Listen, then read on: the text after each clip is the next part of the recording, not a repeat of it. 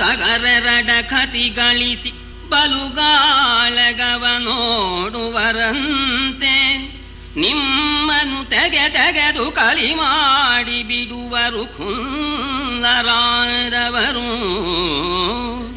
ನಗುತ here ಹಿಂಗುವರು ಪಿಸುನರು ಬಗುಳಿದ ಬದಿರುದಗುತ here ಹಿಂಗುವರು. ಬಳಿಕ ಕಡೆಗಲಿ ಹೋಗುವಿರೈ ನೀವಿಬ್ಬರು ಅಪಕೀರಿತಿಯಗಾದರಗೆ. ಎರಡು ಟಗರುಗಳನ್ನ ಬೆಳೆಸಿಬಿಡ್ತಾರೆ. ಕೊಬ್ಬಿ ಬೆಳೆಯುವಂತೆ ಮಾಡಿ ಅವು ಎರಡಕ್ಕೂ ಕಾಳ್ಗ ಹಚ್ತಾರೆ. ಅವ್ರಿಗೆ ಯಾರಿಗೇನು ಸಂಕಟ ಇಲ್ಲ, ಅದ್ ಸತ್ರು ಸಂಕಟ ಇಲ್ಲ, ಇದು ಸತ್ರು ಸಂಕಟ ಇಲ್ಲ. ಎರಡು ಟಗರು ಪರಸ್ಪರ ಹೊಡೆದಾಡಿ ತಲೆ ಹೊಡ್ಕೊಂಡು ಸತ್ತೋದ್ರು ಕೂಡ ಚಪ್ಪಾಳೆ ಹೊಡ್ಕೊಂಡು ನಗ್ತಾ ಹೋಗ್ಬಿಡ್ತಾರೆ. ಇದು ಪದ್ಧತಿ. ಈ ಚಾಡಿಕೋರರು ಹಾಗೇನೆ, ಅವನ ಹಾಳಾದ್ರೂ ಚಿಂತಿಲ್ಲ, ಇವನ ಹಾಳಾದ್ರೂ ಚಿಂತಿಲ್ಲ ಅಂತ ಹೇಳಿ ನಿಮ್ಮ ಮೇಲೆ ಪಾಂಡವರನ್ನು, ಪಾಂಡವರ ಮೇಲೆ ನಿಮ್ಮನ್ನು ಕೂಡ ಎತ್ತಿ ಕಟ್ಟಿಬಿಟ್ಟು ಚಾಡಿ ಹೇಳಿ ಕ್ಷುದ್ರ ಹೇಳಿ ಬಿಡಬೇಡ ನಾವೆಲ್ಲ ಇದೇವು ಕಣೋ ಅಂತ ಹಚ್ಚಿಬಿಟ್ಟು ನೀವು ಬಡಿದಾಡಿ ಹಾಳಾಗಿ ಹೋಗ್ತಕ್ಕಂತಹ ಸಂದರ್ಭದಲ್ಲಿ ಅವರು ಜಾರ್ಕೊಂಡು ಹೋಗ್ತಾರೆ. ಅಪಕೀರ್ತಿಗೆ ಪಾತ್ರರಾಗ್ತಕ್ಕಂಥವ್ರು ನೀವಿಬ್ಬರೇನೆ. ಆದ್ರಿಂದ ಬೇಡಿಪ್ಪ, ನೀವು ಸಮಾಧಾನ ಮಾಡ್ಕೊಳ್ಳಿ ಅಂತ. ಈ ಅಹೋ ಖಲಭುಜಂಗಸ್ಯ ವಿಚಿತ್ರೋಯಂ ವಧಕ್ರಮ. ಈ ಖಲ ಇದಾನಲ್ಲ, ಈ ಚಾಡಿಕೋರ ದುಷ್ಟ, ಇವ ಹಾವಿನಂತೇನೆ. ಆದರೆ ಆ ಹಾವು ಎಷ್ಟೋ ವಾಸಿ, ಈ ಹಾವಿನ ಸಹವಾಸ ಇನ್ನೂ ಕಷ್ಟ. ಇವ ವಧೆ ಮಾಡೋ ರೀತಿನೇ ಬೇರೆ. ಆ ಹಾವು ಯಾರನ್ನು ಕಚ್ಚುತ್ತೋ ಅವರು ಸಾಯ್ತಾರೆ. ಈ ಹಾವಿದೆಯಲ್ಲ, ಅಹೋ ಖಲಭುಜಂಗಸ್ಯ ವಿಚಿತ್ರೋಯಂ ವಧಕ್ರಮ, ಇವ್ ವಧೆ ಮಾಡೋ ರೀತಿನೇ ಬೇರೆ. ಅನ್ಯಸ್ಯ ದಶತಿ ಶ್ರೋತ್ರಂ, ಯಾರೋ ಒಬ್ಬನ ಕಿವಿ ಕಚ್ಚಿಬಿಡ್ತಾನೆ. ಕಚ್ಚೋದು ಯಾರನ್ನು, ಅದರ ಪರಿಣಾಮ ಯಾರ್ಯಾರೋ ಸಾಯ್ತಾರೆ. ಅಂದ್ರೆ ಯಾರ್ಯಾರಿಗೋ ಚಾಡಿ ಹಚ್ತಾನೆ, ಮನೆ ಹಾಳು ಮಾಡ್ತಾನೆ ಅಂತ. ಅದರಿಂದ ಬೇಡಿಪ್ಪ, ನೀವು ಅನ್ಯೋನ್ಯವಾಗಿ ಇರ್ರಿ ಅಂತ ಕೃಷ್ಣ ಹೇಳೋಣ. ದುರ್ಯೋಧನ ಹೇಳ್ತಾ ಇದ್ದಾನೆ, ಕೃಷ್ಣ ಅವಧರಿಸು ಮುರವೈರಿ ಧರ್ಮಶ್ರವಣ ಕೋಸುಗ ಬಾರೆವಾವು. ಪಾರ್ಥಿವರ ಪಂಥದ ಕದನ ವಿದ್ಯಾ ಕಾಮವೆ ಮಗಾಯಿತು. ನಿಮಗೆ ನಾವಿತ್ತಂಡ ಸರಿ ಪಾಂಡವರಿಗೆಯು ಮನದೊಲವಿನಲಿ ಕೌರವರಿಗೆಯು ಬಲವಾಗಬೇಕು. ನಿಮಗೆ ನಾವಿತ್ತಂಡ ಸರಿ ಪಾಂಡವರಿಗೆಯು ಮನದೊಲವಿನಲಿ ಕೌರವರಿಗೆಯು ಬಲವಾಗಬೇಕು ಎಂದನು ಸುಯೋಧನನು. ರಾಜದ ಟಿವಿ ಇನ್ನು ಬಿಟ್ಟಿಲ್ಲ ಅವನಿಗೆ. ಕೃಷ್ಣ ಧರ್ಮಶ್ರವಣಕ್ಕಾಗಿ ಇಷ್ಟು ದೂರ ನಾನು ಬರಬೇಕಾದಿರ್ಲಿಲ್ಲ ಅಂತ ಅಲ್ಲಿದ್ದಾರೆ ನಮ್ಮ ಆಸ್ಥಾನದಲ್ಲಿ. ವಿಶ್ವಾಚಾರ್, ಕೃಪಾಚಾರ್, ದ್ರೋಣಾಚಾರ್ ಎಲ್ಲ ಇದ್ದಾರೆ ಧರ್ಮಶ್ರವಣ ಮಾಡೋದಕ್ಕೆ. ಅದಕ್ಕಾಗಿ ಧರ್ಮ ಕೇಳೋದಕ್ಕೋಸ್ಕರ ನಾವು ಬರಲಿಲ್ಲ. ಇದು ಪಾರ್ಥಿವರ ಪಂಥ ಅಂತ ಕೃಷ್ಣನಿಗೆ ಚುಚ್ಚು ಮಾತು. ಇದು ಯಾದವರು ರಾಜ್ಯಕ್ಕೆ ಅರ್ಹರಲ್ಲ ಅಂತ ಹೇಳಿ ಯದು ಮಹಾರಾಜನಿಗೆ ಯಯಾತಿ ಮಹಾರಾಜ ಶಾಪ ಕೊಟ್ಟಿದ್ದಾನೆ. ಆದ್ರಿಂದ ನೀವು ರಾಜರಲ್ಲ ಅಂತನ್ನೋದನ್ನ ವ್ಯಂಗ್ಯವಾಗಿ ಸೂಚಿಸ್ತಾ, ಇದು ಪಾರ್ಥಿವರ ಪಂಥ. ರಾಜರಾಗಿರ್ತಕ್ಕಂಥವರು ಭೂಮಿಯನ್ನ ಕೊಡಬೇಕಾದ್ರೆ, ತಗೊಳ್ಬೇಕಾದ್ರೆ ಯುದ್ಧ ಮುಖದಲ್ಲೇನೆ ತಗೋಬೇಕು, ಯುದ್ಧ ಮುಖದಲ್ಲೇ ಕೊಡಬೇಕು. ಆದ್ದರಿಂದ ಯುದ್ಧದಲ್ಲೇ ತಗೊಳ್ಳೇಬೇಕಾದ್ರೆ ನಾನು ರಾಜಿಂದ ಕೊಡೋದಿಲ್ಲ. ಪಾರ್ಥಿವರ ಪಂಥದ ರೀತಿಯಾಗಿ ಯುದ್ಧಕ್ಕೆ ನಾವು ಏರ್ಪಾಟ್ ಮಾಡಿದ್ದೇವೆ. ಆದ್ರಿಂದ ಆ ವಿಷಯದಲ್ಲಿ ನಿನ್ನ ಧರ್ಮೋಪದೇಶ ಬೇಕಾಗಿಲ್ಲ. ಪ್ರಕೃತದ ವಿಚಾರವನ್ನ ಮಾತಾಡು. ನಿಮಗೆ ನಾವು ಇತ್ತಂಡ ಸರಿ, ನಾವಿಬ್ರು ನಿನಗೆ ಒಂದೇನೆ. ಯಾಕೆಂದ್ರೆ ಸ್ನೇಹದಲ್ಲಿ, ಸಮಾನ ವಯಸ್ಸಿನಲ್ಲಿ, ಬಾಂಧವ್ಯದಲ್ಲಿ ಇಬ್ರು ಒಂದೇ ಆಗಿದ್ದೇವೆ. ಬಾಂಧವ್ಯದಲ್ಲಿ ಅರ್ಜುನ ನಿನಗೆ ಭಾವ, ತಂಗಿ ಗಂಡ, ನಾನು ಬೀಗ. ನನ್ನ ಮಗಳನ್ನ ನಿನ್ನ ಮಗನಿಗೆ ಕೊಟ್ಟಿದ್ದೀನಿ, ಸಾಂಬನಿಗೆ. ಆದ್ದರಿಂದ ಬಾಂಧವ್ಯದಲ್ಲಿ ಸಮಾನ, ಸ್ನೇಹದಲ್ಲಿ ಸಮಾನ. ಆದ್ದರಿಂದ ನೀನು ಪಾಂಡವರಿಗೂ ಬಲ ಕೊಡು, ನನಗೆ ಪ್ರೀತಿಯಿಂದ ಬಲ ಕೊಡು ಅಂತ ವ್ಯಾಸ ಭಾರತದ ರೀತಿಯಾಗಿ ಹೇಳ್ತಾ ಇದ್ದಾನೆ. ನನಗೆ ಪ್ರಾಮುಖ್ಯತೆ ಕೊಡಬೇಕು, ನನಗೆ ಪ್ರಾಧಾನ್ಯತೆ ನೀನು ಕೊಡಬೇಕು. ಅಹಂಚಾಭಿಗತ ಪೂರ್ವಂ ತ್ವಾಮದ್ಯ ಮಧುಸೂದನ ಪೂರ್ವಂಚಾಭಿಗತಂ ಸಂತೋ ಭಜಂತೆ ಪೂರ್ವ ಸಾರಿಣಃ. ನಾನು ನೀನು ನನ್ನ ಪಕ್ಷಕ್ಕೆ ಸೇರಬೇಕು ಅನ್ನೋ ಉದ್ದೇಶ ಇಟ್ಕೊಂಡು ನಾನು ಮೊದಲು ಬಂದಿದ್ದೇನೆ. ಬೇಕಾದ್ರೆ ವಿಚಾರಿಸ್ಕೊ. ನೀನು ಮಲಗಿದ್ರಿಂದ ನಾನು ಹೊರಗಿದ್ದೆ. ಸತ್ಪುರುಷರು ಮೊದಲು ಬಂದವನಿಗೆ ಪ್ರಾಧಾನ್ಯತೆ ಕೊಡ್ತಾರೆ, ಫಸ್ಟ್ ಚಾನ್ಸ್ ಕೊಡ್ತಾರೆ. ಆ ಪೂರ್ವದ ಆ ಆದರ್ಶವನ್ನು ಅನುಸರಿಸತಕ್ಕ ಸತ್ಪುರುಷರ ಪದ್ಧತಿ ಮೊದಲು ಬಂದವರಿಗೆ ಪ್ರಾಮುಖ್ಯತೆ ಕೊಡಬೇಕು. ನಾನು ಮೊದಲು ಬಂದಿದ್ದೇನೆ, ನೀನು ಸತ್ಪುರುಷರಲ್ಲಿ ಶ್ರೇಷ್ಠ, ಆದ್ರಿಂದ ನೀನು ನನಗೆ ಮೊದಲು ಪ್ರಾಮುಖ್ಯತೆ ಕೊಡಬೇಕು, ನನ್ನ ಕಡೆಗೆ ಬರಬೇಕು ಅಂತ ಪಟ್ಟು ಹಿಡಿದ. ಕೃಷ್ಣ ಅವಾಗ ಅಂದ, ಭವಾನ್ ಅಭಿಗತ ಪೂರ್ವಂ ಅತ್ರ ಮೇ ನಾಸ್ತಿ ಸಂಶಯ. ಏನಪ್ಪ ದುರ್ಯೋಧನ, ನೀನು ಮೊದಲು ಬಂದಿದೀಯಾ, ಕೇಳು ಅವ್ರ ಹತ್ರ ಅಂತ ಯಾರ ಹತ್ರ ಕೇಳಬೇಕಾಗಿಲ್ಲ, ನೀನ್ ಮಾತೇ ಸಾಕು. ನೀನೇನು ಈ ವಿಷಯದಲ್ಲಿ ಸುಳ್ಳು ಹೇಳ್ತಕ್ಕಂಥವನಲ್ಲ, ನೀನು ಮೊದಲು ಬಂದಿದೀಯಾ, ಈ ವಿಷಯದಲ್ಲಿ ಸಂಶಯವಿಲ್ಲ. ಆದರೆ ನಾನು ಮೊದಲು ದೃಷ್ಟಸ್ತು ಪ್ರಥಮಂ ಪಾರ್ಥ ಮಯಾ ರಾಜನ್ ಧನಂಜಯ. ಆದರೆ ಅರ್ಜುನನ್ನ ನಾನು ಮೊದಲು ನೋಡಿದ್ದೀನಿ.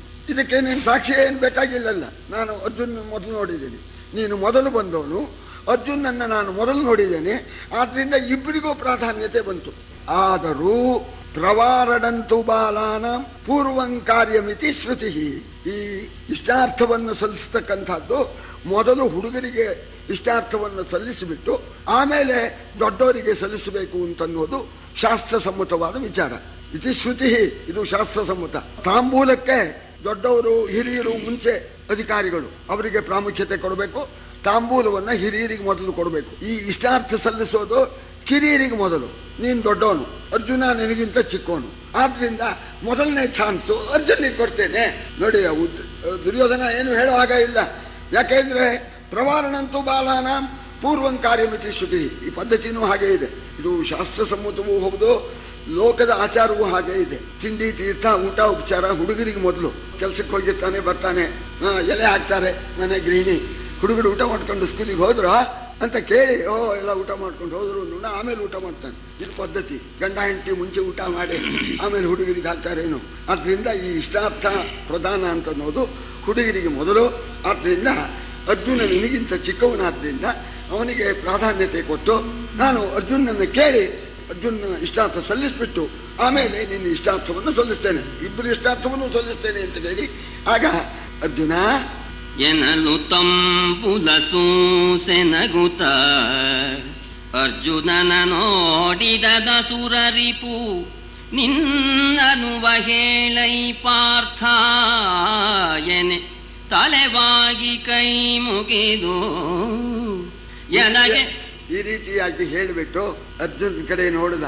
ಬಾವಯ್ಯ ಸುಮ್ಮನಿದಾನ ಅರ್ಜುನ, ಸಾಮಾನ್ಯನೇ ಗಂಭೀರವಾಗಿದ್ದ. ಪಾರ್ಥ, ಭಾವ ಏನಪ್ಪ ನೀ ಯಾತಕ್ ಬಂದಿದೀಯಪ್ಪ, ಹೇಳಪ್ಪ ಏನು ನಿನ್ನ ಅಭಿಪ್ರಾಯ ಅಂತ ಹೇಳಿ ಪ್ರೀತಿಯಿಂದ ಮಾತಾಡಿಸ್ತಾ ಇದ್ದಾನೆ. ತಂಬೂಲ ಸೂಸೆ ಹಾಕೊಂಡಿರ್ತಕ್ಕಂಥ ತಾಂಬೂಲ ಚೆಲ್ಲೋ ಹಾಗೆ ಪ್ರೀತಿಯಿಂದ ಪಾರ್ಥ ಮಾತಾಡಪ್ಪ, ಏನು ನಿನ್ನ ಉದ್ದೇಶ, ಯಾತಕ್ಕಾಗಿ ಬಂದಿದೀಯ ಅಂತ ಕೇಳ್ದ. ಅದಕ್ಕೆ ಪಾರ್ಥ ಹೇಳ್ತಾನೆ, ಎನಗೆ ಮತ ಬೇರೇನು, ದುರ್ಯೋಧನನ ಮತವೇ ನನ್ನ ಮತ, ನಿಮ್ಮನು ನಯವೇ ನಯವು ಎಮ್ಮೊಳಿ ಸ್ವಾತಂತ್ರ್ಯವಿಲ್ಲ ಕೃಷ್ಣ. ಎನಗೆ ಮತ ಬೇರೇನು, ದುರ್ಯೋಧನನ ಮತವೇ ನನ್ನ ಮತ, ನಿಮ್ಮನು ನಯವೇ ನಯವು ಎಮ್ಮೊಳಿ ಸ್ವಾತಂತ್ರ್ಯವಿಲ್ಲ.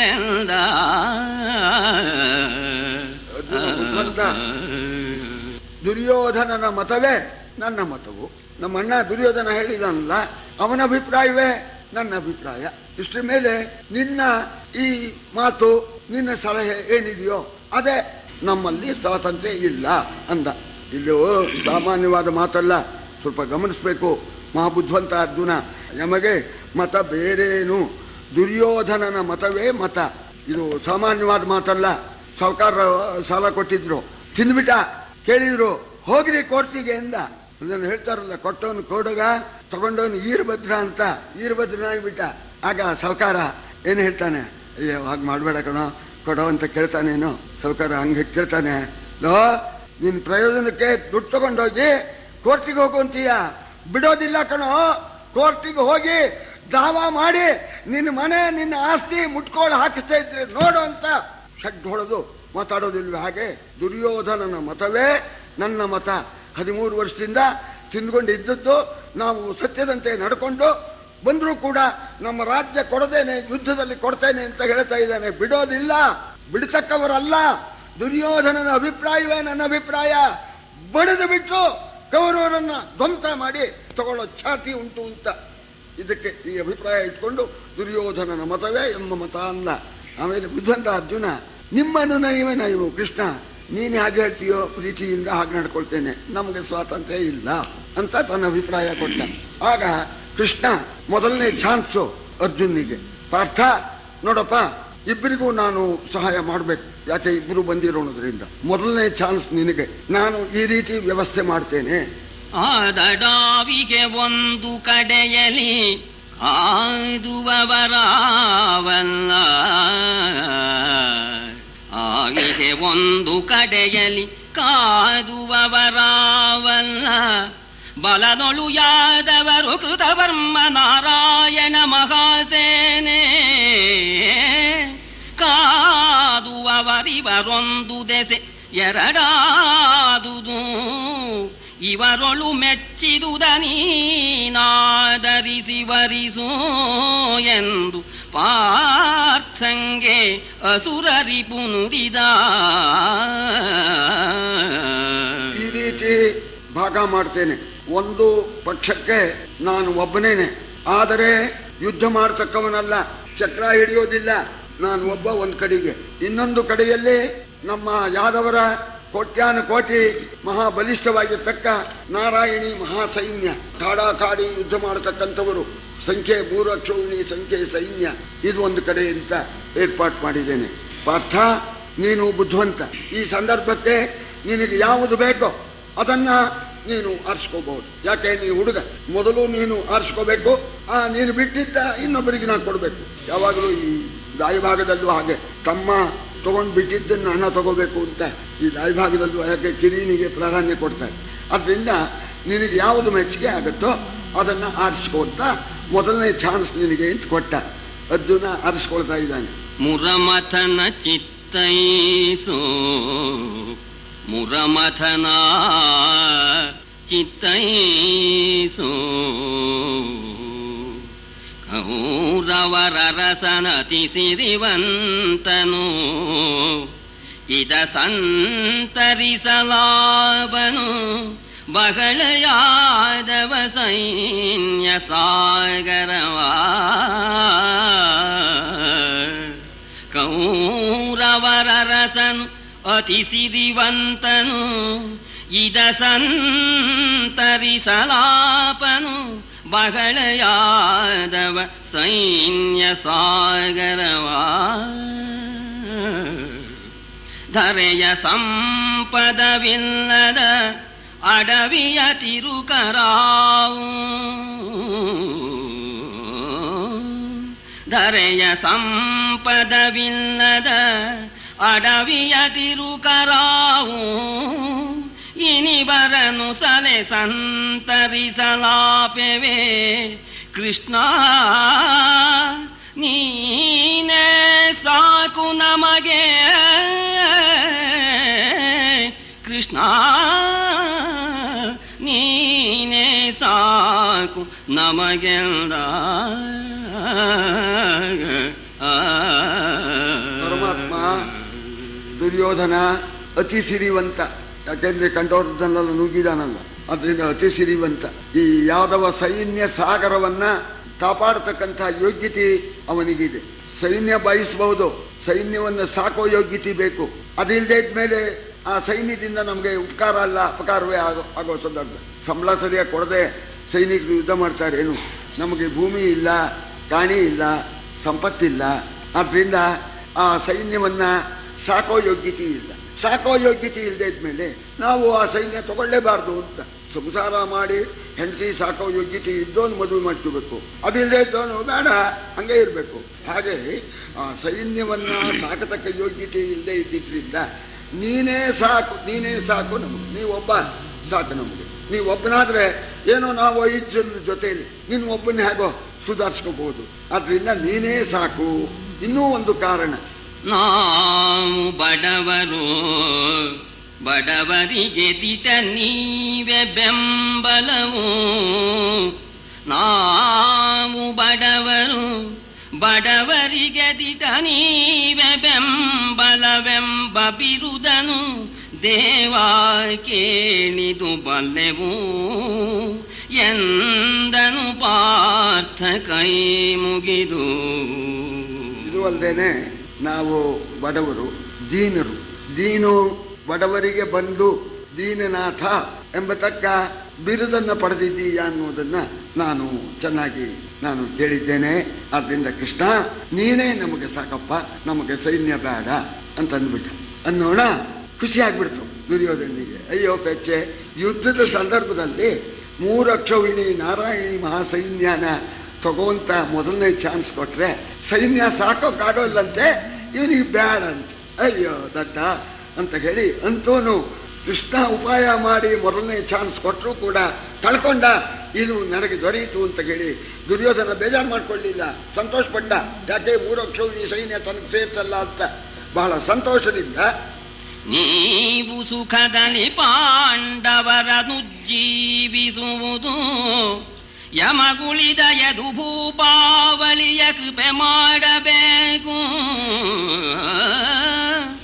ಯಮಗೆ ಉಳಿದ ಯದು ಭೂಪಾವಳಿಯ ಕೃಪೆ ಮಾಡಬೇಕು ಎಂದನು ಸುಯೋಧನನು. ಕೃಷ್ಣ ಬಹಳ ಸಂತೋಷ, ನಿನಗೂ ಆ ಕಡೆ ಹೋಗ್ಬೇಕು ಅಂತಿತ್ತು. ಅದೇ ರೀತಿ ಪಾರ್ಥನು ಕೇಳ್ಕೊಂಡ. ಸಂತೋಷದಿಂದ ಪಾಂಡವರ ಪಕ್ಷಕ್ಕೆ ಸೇರಿ ಪಾಂಡವರನ್ನು ನೀನು ಉದ್ಧಾರ ಮಾಡಬಹುದು. ನೀನು ಹೇಳಿದಂತೇನೆ 2ನೇ ಚಾನ್ಸ್ ನನಗೆ ಇರ್ತ. ಆ ಯಾದವ ಬಲ, ನಾರಾಯಣಿ ಮಹಾಸೈನ್ಯ, ಅದನ್ನ ನನಗೆ ನೀನು ಕೊಡಬೇಕು ಅಂತಂದು ಕೊಟ್ಟೆಪ್ಪ, ತಗೊಂಡು ಹೋಗು ಅಂತಂದ್ಬಿಟ್ಟ ಕೃಷ್ಣ. ಆಮೇಲೆ ಕೃಷ್ಣ ಒಂದು ವಿಷಯ ನಾನು ಹೇಳಿದ್ರೆ ನಿಂಗೆ ಬೇಜಾರಾಗತ್ತೋ ಏನು? ಇಲ್ಲಪ್ಪ, ಏನು ಬೇಜಾರಿಲ್ಲ, ಹೇಳು ಏನು ಅನ್ನೋಣ. ಒಂದು ವಿಷಯ ಏನು ಅಂತಂದ್ರೆ, ಮರೆಯ ಮಾತುಗಳೇಕೆ ಪಾಂಡವರಕ ನಿಮ್ಮಲಿ ಹಿರಿದು ಪಾರ್ಥಗೆ ಮರುಗುವಿರಿ ಹಿರಿದಾಗಿ ಮನ ಮೆಚ್ಚುಂಟು ನಿಮ್ಮೊಳಗೆ ಉರುವ ಕಾರ್ಯಕ್ಕೆ ಕಡೆಯಲಾವೇ ಹೊರಗು ಉರುವ ಕಾರ್ಯಕ್ಕೆ ಕಡೆಯಲಾವೇ ಹೊರಗು ಸಾಕಂತಿರನಿ ನೀ ಹೊಕ್ಕಿರಿಯಲಾಗದು ಕೃಷ್ಣ ನೀ ಹೊಕ್ಕಿರಿಯಲಾಗದು ಕೃಷ್ಣ ಎಂದನು ಕೌರವರ ರಾಯ. ಖಂಡಿತವಾಗಿ ಲೋಕ ವಿರೋಧಿ ಅಂತಾರೆ. ನಿನಗೆ ಬೇಜಾರಾಗದೆ ಇದ್ರೆ ಹೇಳ್ತೇನೆ, ನಾನು ಮುಚ್ಚುಮರೆ ಮನುಷ್ಯನಲ್ಲ. ಏನಿದ್ರು ಝಳಝಳ ಆಗಲಪ್ಪ, ನಿನ್ ಝಳಝಳ ಹೇಳ್ಬಿಡು ಅನ್ನೋಣ. ಮರೆಗೆರೆ ಮಾತಲ್ಲ, ವಾಸ್ತವವಾಗಿ ನಾನು ಇತ್ತಕ್ಕ ವಿಚಾರವನ್ನ ಸ್ಪಷ್ಟವಾಗಿ ಹೇಳ್ತೇನೆ. ಪಾಂಡವರು ಅಂದ್ರೆ ನಿನಗೆ ತುಂಬಾ ಪರಮ ಪ್ರೀತಿ. ಅದರಲ್ಲೂ ಅರ್ಜುನ ಅಂದ್ರೆ ನೀನೇ ಅರ್ಜುನ. ಅಷ್ಟು ಅರ್ಜುನಲ್ಲಿ ಮನಸ್ಸು ಮೆಚ್ಚಿಕೊಂಡಿದೆ. ಈ ಸಂದರ್ಭದಲ್ಲಿ ನೀನು ಒಂದು ಮಾತು ಹೇಳಿದೀಯ ಅರ್ಜುನ್ ಹತ್ರ, ನಾನು ಯುದ್ಧ ಮಾಡೋದಿಲ್ಲ, ಒಬ್ಬವನು ಒಂದು ಕಡೆ ಅಂತ ಹೇಳಿದೀಯ.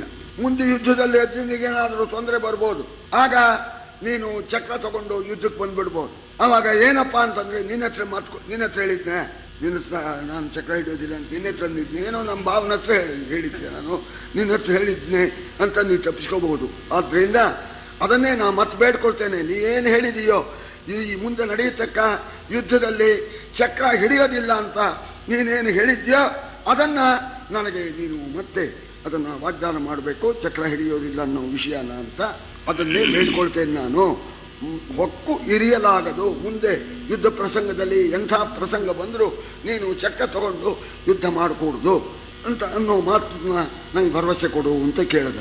ದೊಡ್ಡವ್ರ ಹತ್ರ ಈ ಮಾತಂದ್ರೆ ಬೇಜಾರಾಗ್ಬಿಡುತ್ತೆ. ಕೃಷ್ಣ ನೋಡ್ದ, ಎಲ್ಲ ನಾನು ಮಾತು ಕೊಡ್ಬೇಕ ಅಂದ. ಬುದ್ಧಿವಂತ ಕೃಷ್ಣ ಅವಾಗಂದ,